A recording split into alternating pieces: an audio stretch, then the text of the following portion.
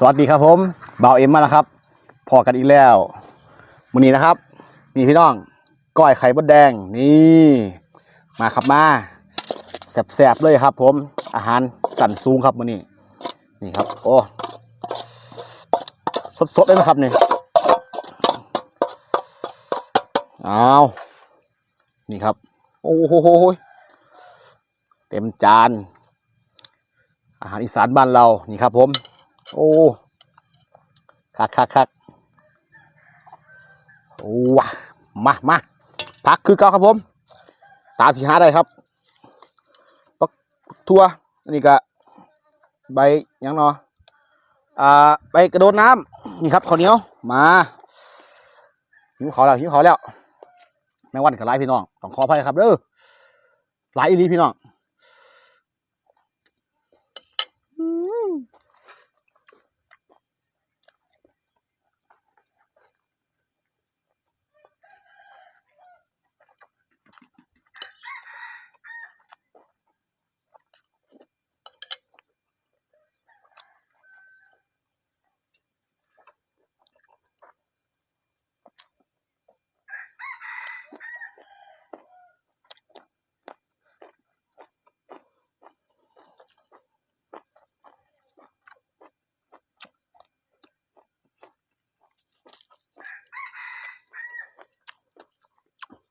ครับ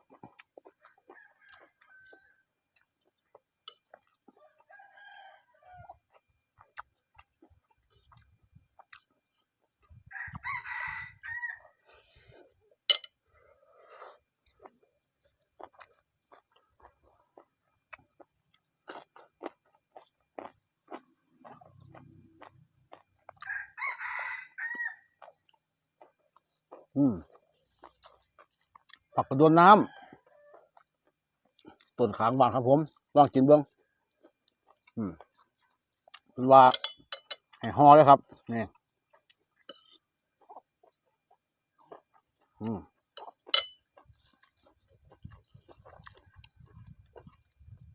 โดดใจจังซี่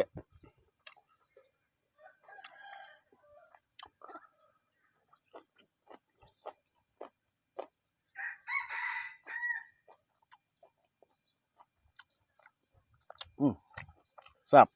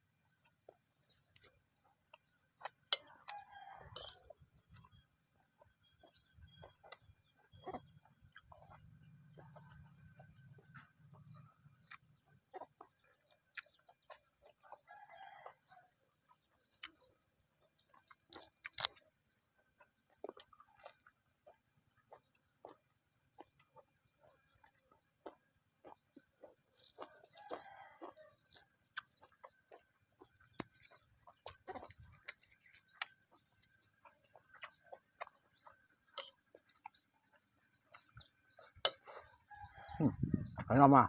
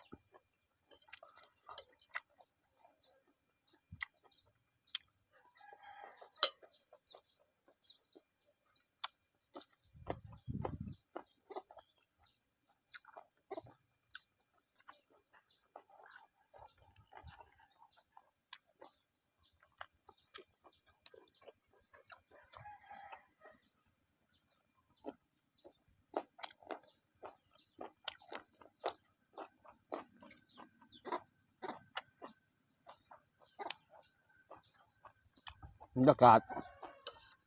ร่มครับผมก็ว่าห้อนร่มห้อน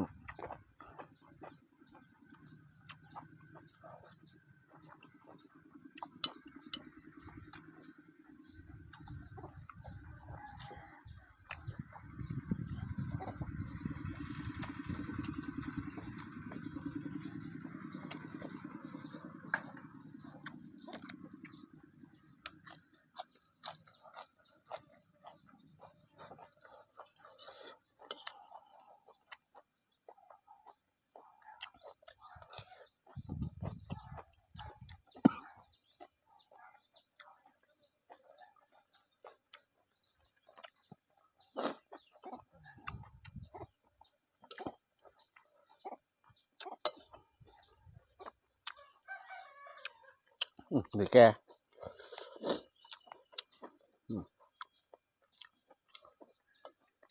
เมียงไข่มดแดงไปซื้อเขาเนี่ยโอ้โลหลายร้อยครับผมอันนี้หาเองนะครับ พอหา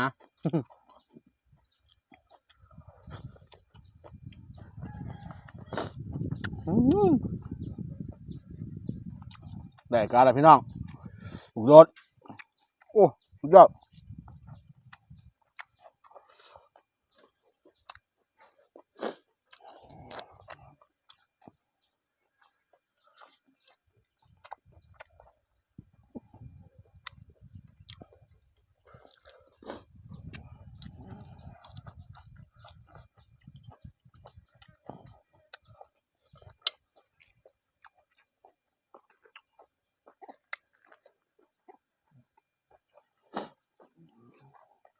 ว้า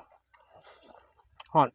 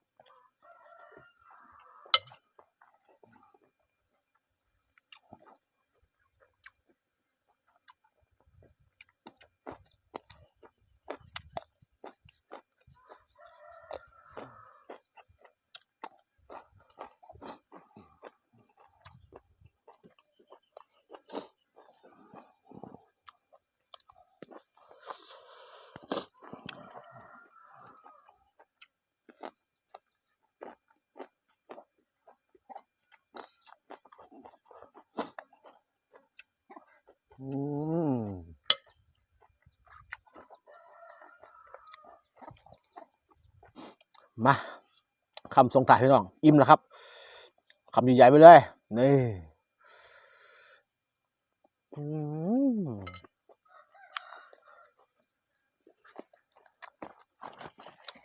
เขาเกือบวัดเครื่องติ๊บ